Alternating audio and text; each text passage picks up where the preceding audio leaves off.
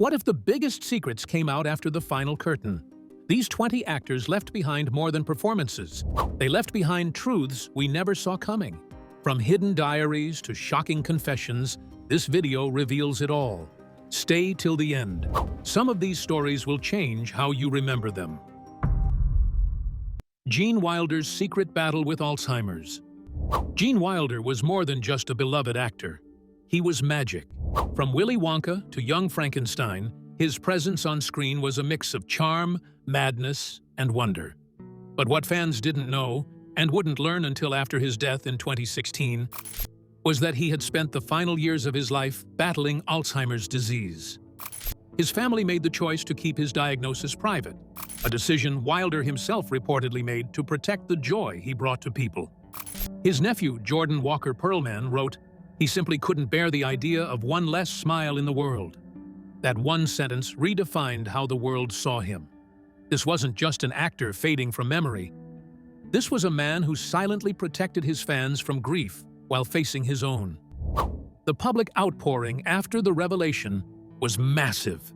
People revisited his films with new eyes, catching subtle signs, pauses, looks that now carried a heavier emotional weight. His story reminded us how some of the most vibrant performers carry their burdens quietly, without ever asking for sympathy. And while Wilder's hidden battle was heartbreaking, it also gave fans a renewed respect for him. He lived and died with incredible grace. As one fan tweeted after the news broke, "Even in his silence, Gene Wilder gave us everything." But as we step out of Wilder's whimsical world, the next actor's story reveals something even more personal. A man known for laughter and absurdity, whose true self was hidden behind a childlike persona. The truth about Paul Reubens would only surface after his final curtain call. Paul Reubens' hidden identity. To the world, Paul Reubens was Pee Wee Herman, a bow-tie-wearing, bike-riding whirlwind of comedy and chaos. But behind the character was a man fiercely protective of his privacy. When Reubens passed away in 2023, a posthumous documentary revealed something he never shared publicly. He was gay. The news caught many by surprise, not because of shock, but because of how long he kept it hidden. Friends and colleagues said Reubens feared being typecast or misunderstood. He didn't want Pee Wee to become a symbol for something he felt should be personal, one friend said. And so, he stayed silent, even as he supported LGBTQ+ causes from the shadows. This posthumous reveal led many fans to reflect on how Reubens may have used Pee Wee as both a mask and a sanctuary. His performances weren't just silly, they were a release, a world where being different was wonderful and celebrated. Knowing what we know now only deepens the brilliance of his creation. It's a reminder that even those who make us laugh the loudest are sometimes hiding the most. And Reubens, like Wilder, showed us how much strength can live behind a smile. Up next, another man who lived a lie, but not for laughs. When Rock Hudson passed, his death exposed not just a secret life, but an entire era's silence. Rock Hudson's double life. In the golden age of Hollywood, Rock Hudson was everything a leading man was supposed to be. Tall, handsome, masculine, and endlessly romantic on screen. Audiences adored him. Women swooned. Studios cashed in on his clean-cut image. But when Hudson died in 1985, he took with him a carefully guarded secret, until it came crashing out with his death. Rock Hudson was gay.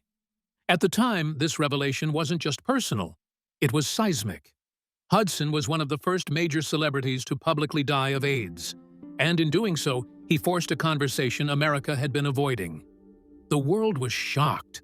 How could a man so associated with old-school masculinity have hidden such a massive part of himself? But the answer was simple. He had to.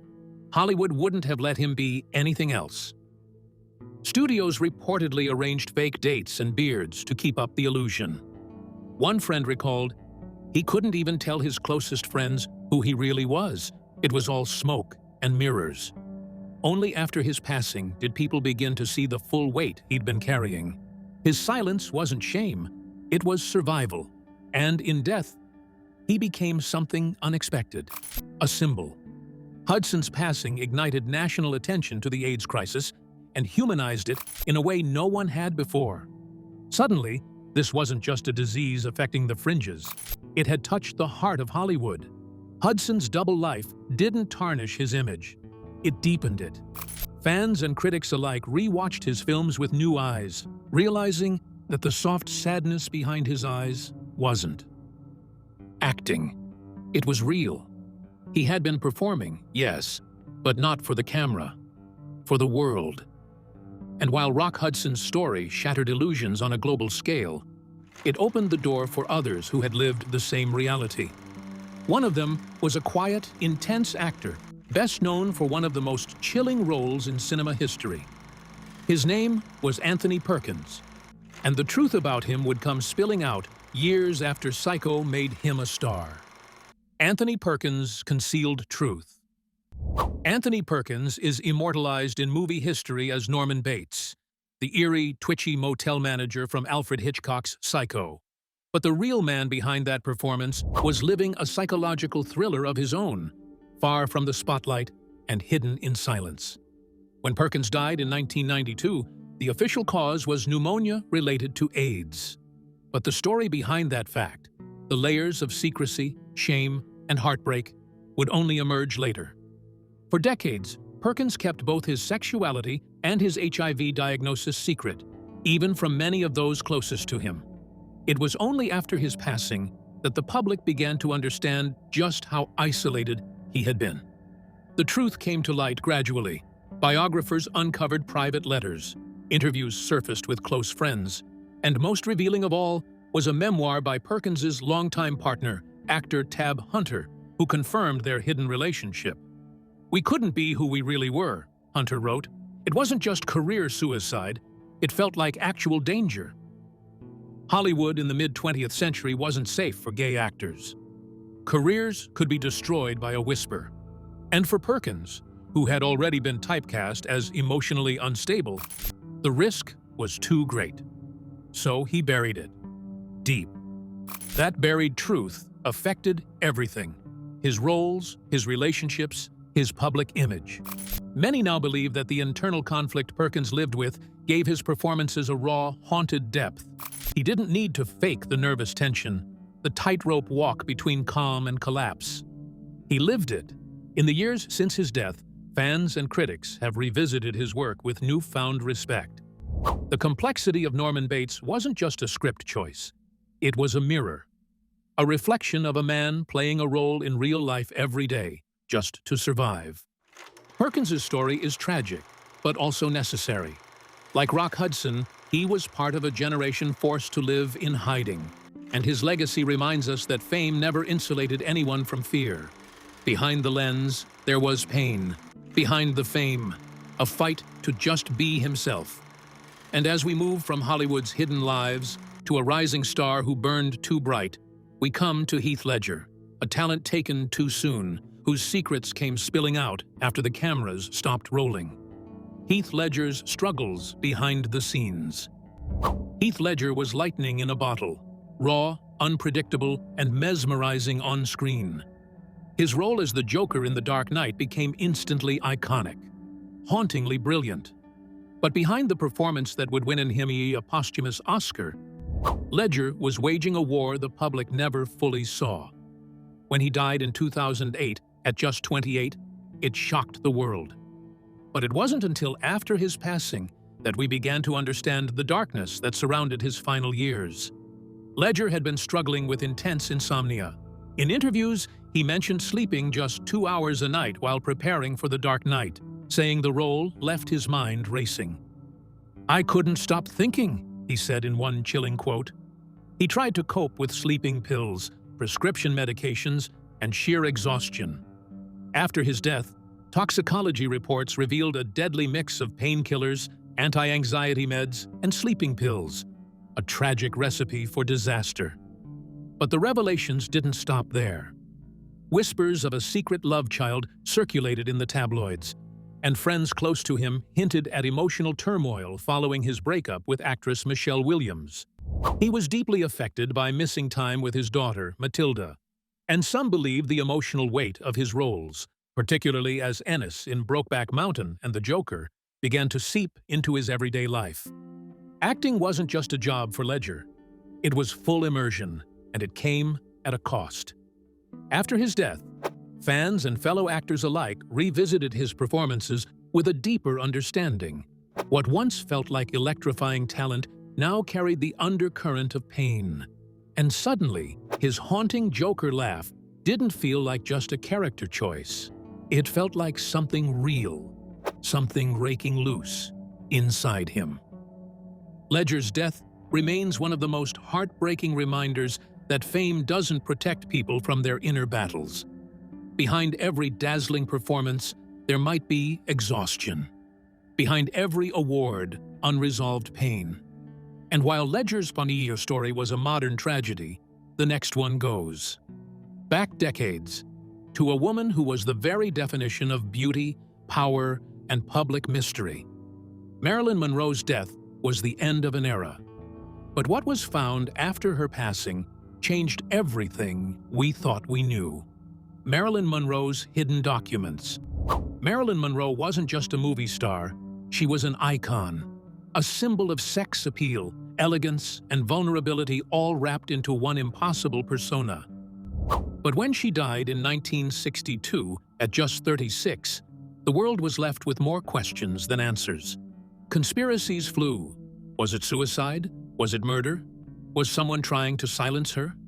What few people knew at the time was that long after her body was laid to rest, a hidden collection of documents, personal letters, and notes would emerge, offering new insight into a life far more complex than any role she ever played. Among the documents were handwritten notes about her deepest fears, letters exchanged with lovers and therapists, and journals detailing her struggles with fame, identity, and the men who controlled her world. These weren't just diary entries. They were emotional blueprints of a woman unraveling in private. "I'm alone. I always will be," she wrote in one particularly painful letter. It wasn't performance. It was confession. The files also hinted at her involvement with powerful political figures, particularly the Kennedy brothers, and possibly even the FBI's surveillance of her. These posthumous discoveries gave weight to the long-whispered theories that her death wasn't as simple as it seemed. She wasn't just battling addiction or depression. She may have been caught in something bigger, something dangerous. But beyond the conspiracy, what really hit people was the loneliness that poured off those pages. The voice of a woman known around the world, yet still crying out for connection.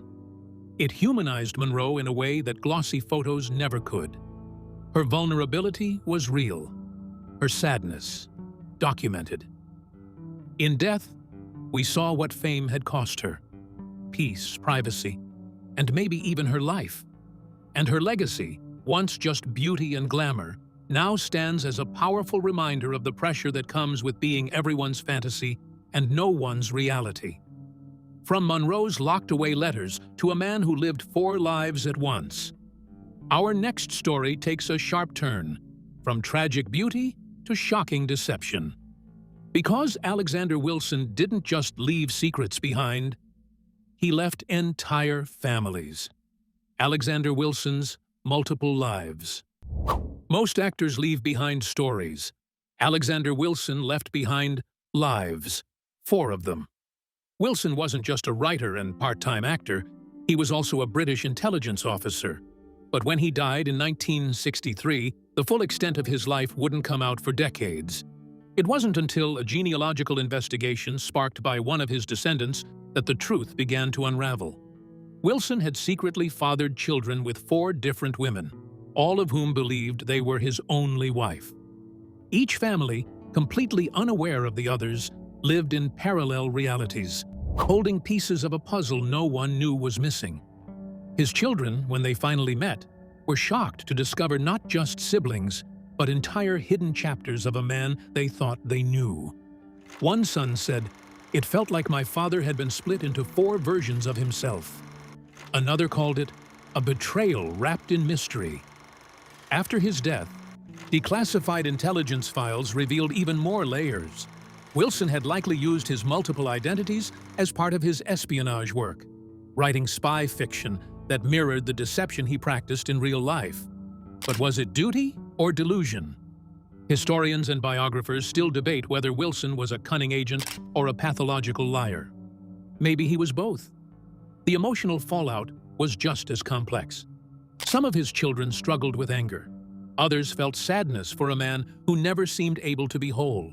His story inspired documentaries, books, and even a BBC drama called Mrs. Wilson, starring his real-life granddaughter, actress Ruth Wilson. When she portrayed her grandmother on screen, it wasn't just performance, it was personal. Wilson's case proves that after death, some truths don't just change our understanding of someone, they shatter it. And just when you think you've heard the most bizarre story on this list, we move from spycraft and deception to a man who made millions laugh while crying in silence. Kenneth Williams was a comedic genius and one of the loneliest souls in show business. Kenneth Williams' private struggles. On screen, Kenneth Williams was impossible to ignore. Witty, sharp, and bursting with flamboyant energy.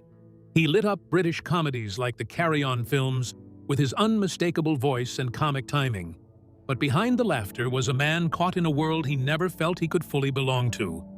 When Williams died in 1988, it was ruled an overdose, possibly accidental. But after his passing, his personal diaries were published, and they told a different story. The entries were raw, often heartbreaking. He wrote about crushing loneliness, confusion over his sexuality, and an ongoing dissatisfaction with life. In one passage, he described himself as morose, bitter, and endlessly alone. In another, "I've never felt welcome anywhere. Not in my family, not in society." These weren't the words of a man content with a successful career. They were the private outpourings of someone emotionally adrift.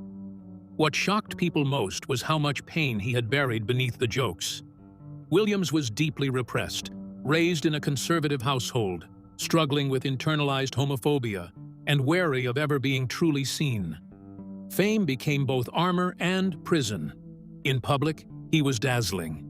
In private, he was disintegrating. Even his death raised questions.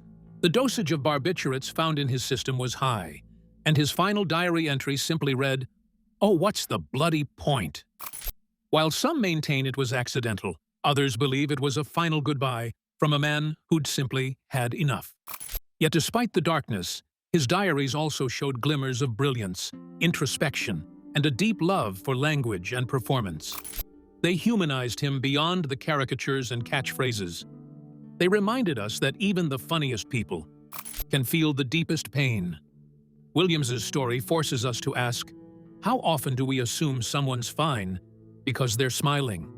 How often do we laugh with someone, not knowing we're helping them survive another day?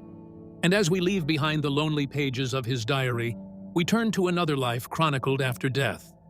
This time through the loving lens of a daughter finishing her mother's unfinished story. Lisa Marie Presley's posthumous memoir didn't just reveal pain, it revealed legacy.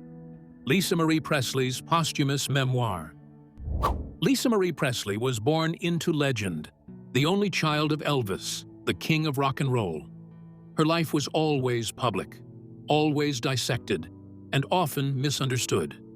But it wasn't until after her sudden death in 2023 that we got to hear her unfiltered voice, through pages she never finished. Her daughter, Riley Keough, helped complete the memoir Lisa Marie left behind, one that gave fans a raw, heartbreaking look into her private world. The book wasn't polished or PR approved. It was vulnerable, honest, messy. Lisa Marie wrote about her long battle with addiction, the constant pressure of her father's legacy, and the unbearable grief of losing her own son, Benjamin, to suicide. "I felt like I was born to carry ghosts," she once wrote.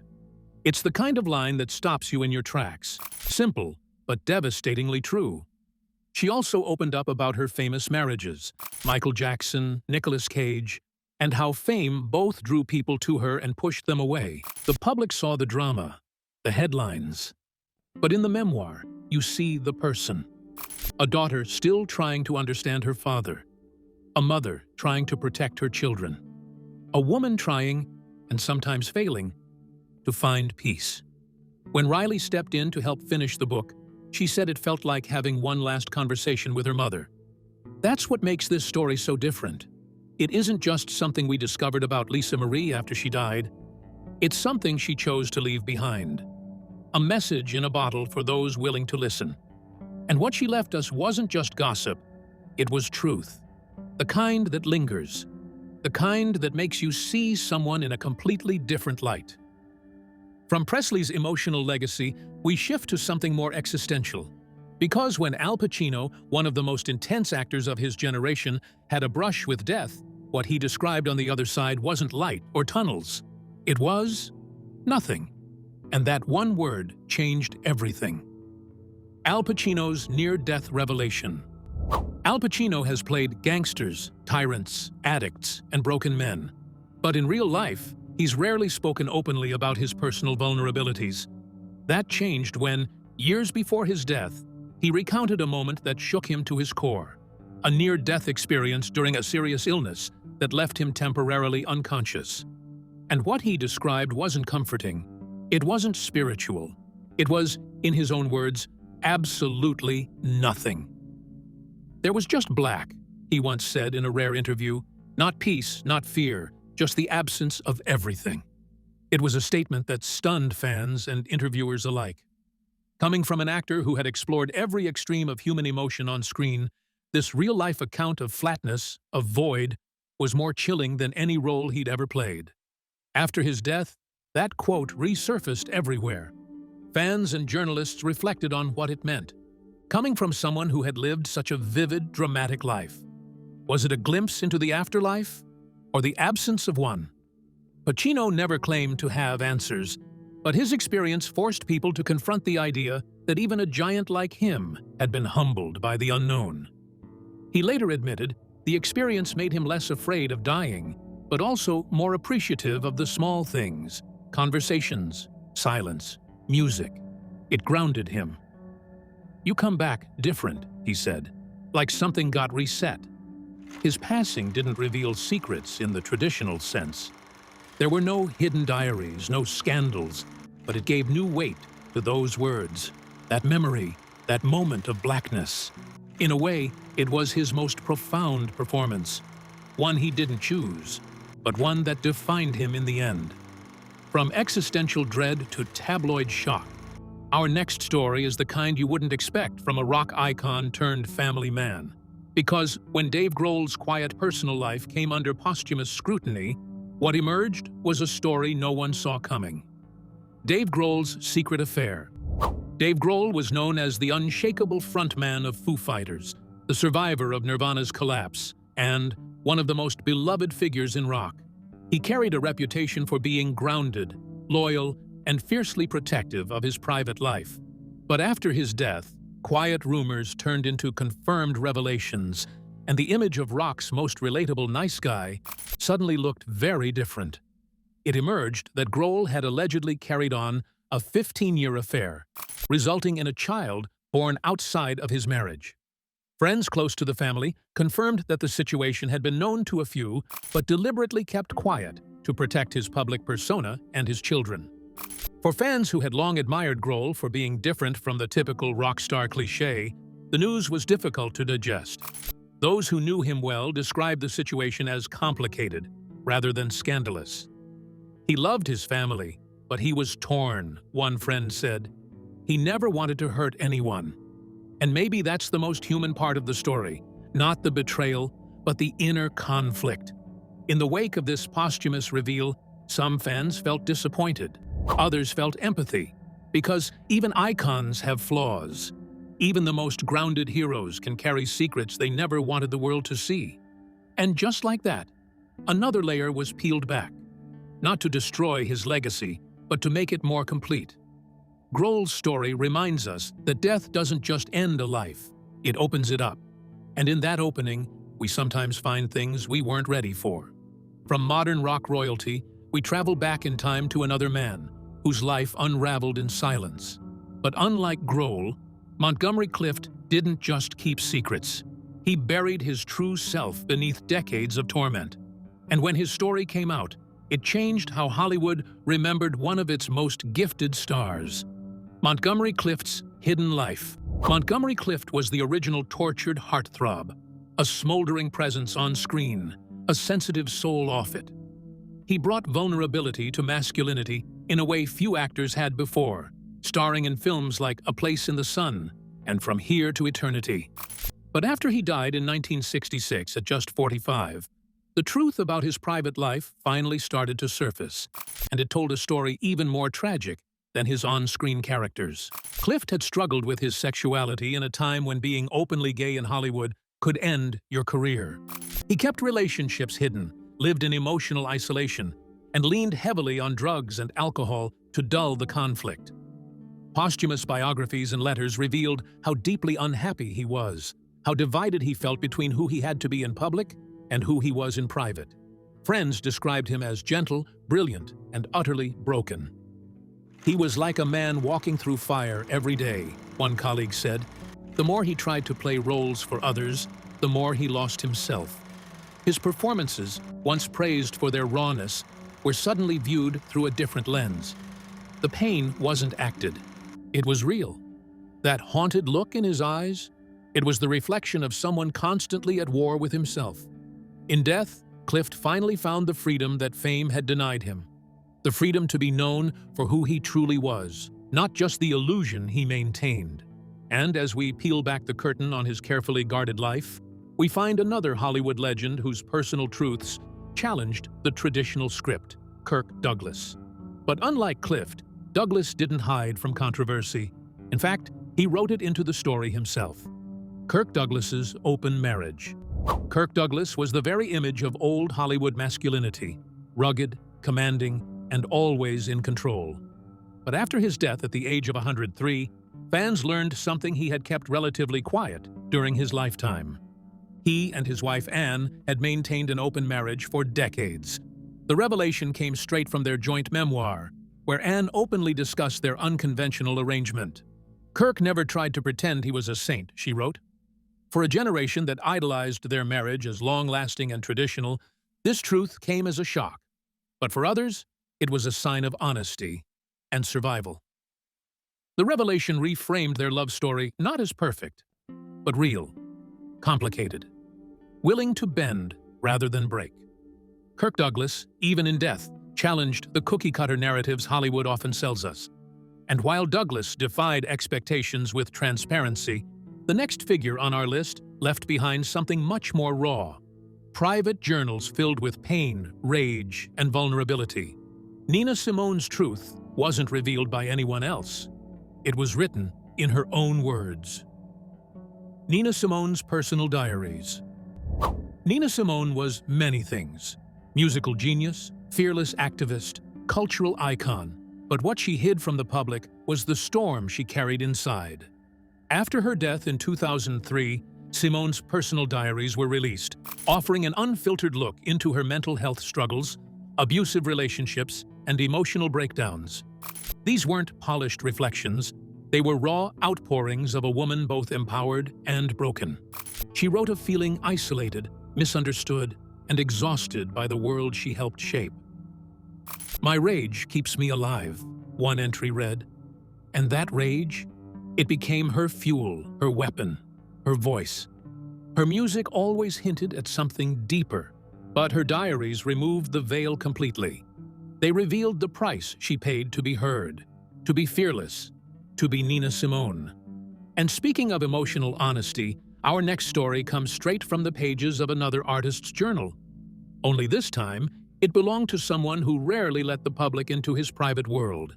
Alan Rickman, always thoughtful on screen, had thoughts we didn't hear until after he was gone. Alan Rickman's inner thoughts. Alan Rickman had a voice that could freeze time and a gaze that could cut through steel. But behind the poised performances and controlled presence was a man constantly questioning his craft. After his death in 2016, Rickman's private diaries were released, and they revealed a surprisingly vulnerable artist. He wrote with candor about the roles he regretted, the scripts he fought for, and the moments that moved him.